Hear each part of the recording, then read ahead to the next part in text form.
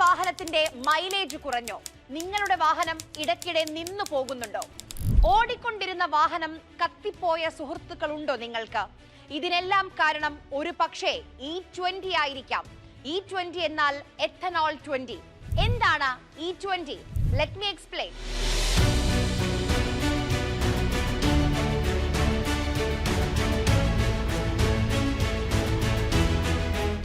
വാഹനം ഉപയോഗിക്കുന്നവരൊക്കെ ആശങ്കയോടെ ചർച്ച ചെയ്യുകയാണ് E20 പെട്രോളിനെ കുറിച്ച്.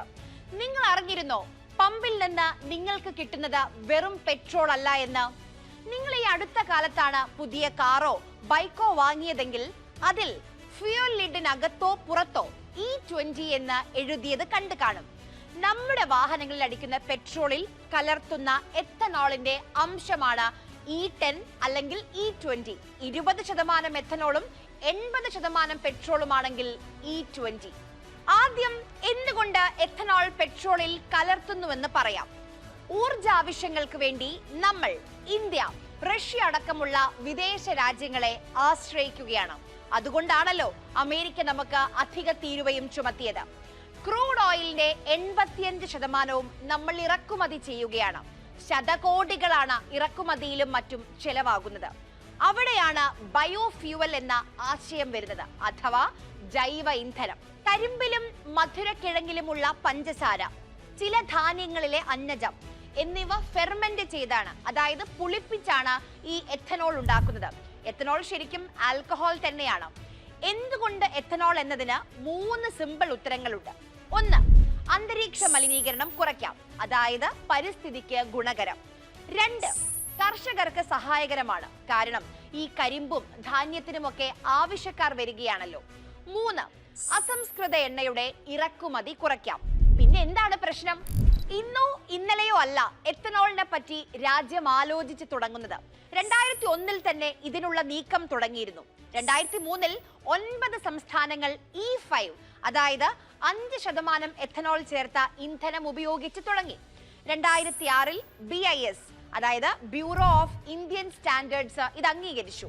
2014 വലിയ മാറ്റമാണ് കണ്ടത്. അതായത് കേന്ദ്രത്തിൽ BJP സർക്കാർ വരുന്നു. 5% എഥനോളിൽ നിന്ന് 10%ത്തിലേക്ക് വലിയ ചാട്ടമായിരുന്നു. 2019 എല്ലാ പെട്രോളിയം കമ്പനികൾക്കും E10 വിപണനം ചെയ്യാൻ അനുവാദം ലഭിക്കുകയാണ്. കേന്ദ്രം പുതിയൊരു ടാർജറ്റും വെച്ചു. 2030 ഈ എഥനോളിന്റെ അംശം അത് 20% ഉയർത്തുമെന്ന്. പക്ഷെ പെട്ടെന്നാണ് ഈ ടാർജറ്റ് 5 വർഷം നേരത്തെയാക്കുന്നത്. അതായത് പ്രീപോൺ ചെയ്യുകയാണ്. 2025 തന്നെ, അതായത് ഈ വർഷം E20യിലേക്ക് മാറുകയാണെന്ന പ്രഖ്യാപനം വരികയാണ് കേന്ദ്ര സർക്കാരിന്റെ ഭാഗത്ത് നിന്ന്. ഇത്രയും ഗുണങ്ങൾ ഉണ്ടെങ്കിൽ നേരത്തെ ആയാൽ നല്ലതല്ലേ എന്ന് നിങ്ങൾക്ക് തോന്നിയോ? അവിടെയാണ് കുഴപ്പം. പ്രശ്നമുണ്ട്. പ്രശ്നം E20യിലാണ്. ഈ എഥനോൾ വായുവിൽ നിന്ന് ജലാംശം വലിച്ചെടുക്കും. അന്തരീക്ഷത്തിൽ നിന്ന് ഈർപ്പം വലിച്ചെടുക്കുന്ന സ്വഭാവമുണ്ടെന്ന് ചുരുക്കം. ഈ ജലാംശം അത് നമ്മുടെ വാഹനങ്ങളുടെ എഞ്ചിനെ ബാധിക്കും. എഥനോൾ കലർന്ന പെട്രോൾ സംഭരിക്കുന്ന പമ്പുകൾ മുതൽ അതടിക്കുന്ന ഇന്ധന ടാങ്ക് വരെ വാഹനങ്ങളുടെ പാർട്സിനെ എഥനോൾ ദോഷകരമായി ബാധിക്കും. ഈ പെട്രോൾ ടാങ്കുകളിൽ എഥനോൾ ടാങ്കിന്റെ അടിയിലാണ് വന്ന് കിടക്കുക. ലോഹഭാഗങ്ങൾ തുരുമ്പെടുക്കാൻ ഇത് കാരണമാകും. ഇത് പെട്രോളിന്റെ ടാങ്കിനും എഞ്ചിനും പ്രശ്നമാണ്. റബ്ബർ, പ്ലാസ്റ്റിക്, ഫൈബർ മുതലായവ ഉപയോഗിച്ചുണ്ടാക്കിയ വാഹനങ്ങളുടെ ഭാഗങ്ങളെയും ഇത് ബാധിക്കും. റബ്ബർ സീലുകൾ, ഹോസുകൾ, ഇതിലൊക്കെ വിള്ളൽ വരും. ചുരുക്കത്തിൽ നമ്മൾ പെട്രോളിന്റെ മുഴുവൻ വിലയും നികുതിയും നൽകി പെട്രോൾ അടിക്കുന്നു. കിട്ടുന്നതോ എഥനോൾ കലർന്ന പെട്രോളും. മൈലേജും കുറവ്, വണ്ടിയും കേടാവും. അപ്പോൾ നിങ്ങൾക്ക് തോന്നും, എന്നാൽ ഈ സർക്കാരിന് എടുത്തു ചാടുന്നതിന് മുൻപ് എല്ലാ കാറുകളും E20 കമ്പാറ്റബിൾ ആക്കിക്കൂടെ എന്ന്. നമ്മളിൽ കൂടുതൽ ആളുകളും E20 നിലവിൽ വരുന്നതിന് മുൻപായിരിക്കും കാറും ബൈക്കും ഒക്കെ വാങ്ങിയിട്ടുണ്ടാവുക. ഇപ്പോൾ ഉപയോഗിക്കുന്ന നമ്മുടെ വാഹനങ്ങൾ മാറ്റിയെടുക്കാമെന്ന് വിചാരിച്ചാൽ ചെലവ് കൂടുതലാണ്, അപ്രായോഗികവുമാണ്. കേന്ദ്രം പറയുന്നത് E10 വാഹനങ്ങളിൽ ചില റബ്ബർ ഘടകങ്ങളിൽ മാറ്റം വരുത്തിയാൽ E20 എഥനോൾ ഉപയോഗിക്കാമെന്നാണ്. ഒരു കുഴപ്പവും വരില്ല എന്നും. ചിലവ് കുറവാണെന്നും കേന്ദ്രം പറയുന്നുണ്ട്. അത് ശരിയാണോ? ഉദാഹരണത്തിന് മാരുതി സുസുക്കിയുടെ E20 കിറ്റിന് 6000 രൂപയാണ് ചെലവ്. ഫ്യൂവൽ ഇഞ്ചക്ടറിനോ 14,000 രൂപയും. ഫ്യൂൽ പമ്പ്, ടാങ്ക് പോലെയുള്ള ഭാഗങ്ങൾക്ക് 35,000 രൂപയും. അതുമാത്രമല്ല കേട്ടോ, തെറ്റായ ഇന്ധനം ഉപയോഗിച്ചുണ്ടാകുന്ന കേടുപാടിന് ഇൻഷുറൻസ് പരിരക്ഷ കിട്ടില്ല. നിങ്ങൾ ശരിക്കുള്ള ഇന്ധനം ഉപയോഗിച്ചില്ല എന്ന് പറഞ്ഞ് ഇൻഷുറൻസ് ക്ലെയിം റിജക്റ്റ് ചെയ്യും. ഓരോ വാഹനത്തിന്റെയും മാനുവലിൽ ആ വാഹനത്തിന് അനുയോജ്യമായ ഇന്ധനം എഴുതിയിട്ടുണ്ട്. അത് ഉപയോഗിക്കാത്തത് ഉപഭോക്താവിന്റെ, കസ്റ്റമറിന്റെ തെറ്റായി മാത്രമേ ഇൻഷുറൻസ് കമ്പനി പറയുകയുള്ളൂ. പിന്നെയുള്ള വഴി എന്താണ്? അത് ഫ്യൂവൽ സിസ്റ്റം പരിഷ്കരിക്കുക എന്നതാണ്. E20 ഉയർത്തുന്ന വെല്ലുവിളികൾ ഒരു പരിധി വരെയെങ്കിലും നിയന്ത്രിക്കാൻ ഫ്യൂവൽ സിസ്റ്റം ക്ലീനറുകൾക്ക് കഴിയുമെന്നാണ് പഠനം. എന്താണ് ഫ്യൂവൽ സിസ്റ്റം ക്ലീനർ? വാഹനത്തിന്റെ ഇന്ധനം നിറയ്ക്കുന്ന ഭാഗത്ത് മലിനീകരണ വസ്തുക്കളും മറ്റും അടിയാനുള്ള സാധ്യതയുണ്ട്. ഇവ നീക്കം ചെയ്യാൻ വികസിപ്പിച്ച രാസ അഡിറ്റീവാണ് ഫ്യൂവൽ സിസ്റ്റം ക്ലീനർ. ഇൻജക്ടറുകൾ, ടാങ്ക്, ഫ്യൂവൽ ലൈനുകൾ ഈ ഭാഗങ്ങളിലൊക്കെയാണ് ഫ്യൂവൽ സിസ്റ്റം ക്ലീനർ ഉപയോഗിച്ച് വൃത്തിയാക്കാറുള്ളത്. എഞ്ചിനുകളെ സംരക്ഷിക്കാൻ അഡിറ്റീവുകൾക്ക് സാധിക്കുമെന്നാണ് വാഹന നിർമ്മാണ കമ്പനികൾ പറയുന്നത്. അഡിറ്റീവ് ഉപയോഗിക്കാൻ വളരെ ഈസിയാണ് കേട്ടോ. ആദ്യം ഇവ ഫ്യൂവൽ ടാങ്കിലേക്ക് ഒഴിക്കണം, എന്നിട്ട് ഇന്ധനവുമായി കലരാൻ അനുവദിക്കണം. പമ്പിൽ നിന്നോ ഓൺലൈനായോ ഇത് വാങ്ങാൻ കിട്ടും. ഇനി എത്ര അളവിൽ അഡിറ്റീവ് ഉപയോഗിക്കണം? ബൈക്കുകളിൽ ഒരു ഫുൾ ടാങ്കിന് 40 മില്ലി ഫ്യൂവൽ സിസ്റ്റം ക്ലീനർ. കാറുകളിലേക്ക് വന്നാലോ?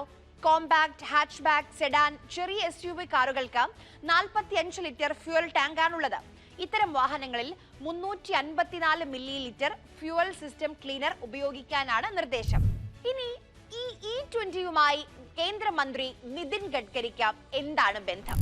E20 പെട്രോൾ വന്നാൽ ലിറ്ററിന് 50 രൂപയ്ക്ക് പെട്രോൾ കിട്ടുമെന്ന് നമ്മളോട് ഇന്ത്യയിൽ ആദ്യം പറഞ്ഞത് നിതിൻ ഗഡ്കരിയാണ്.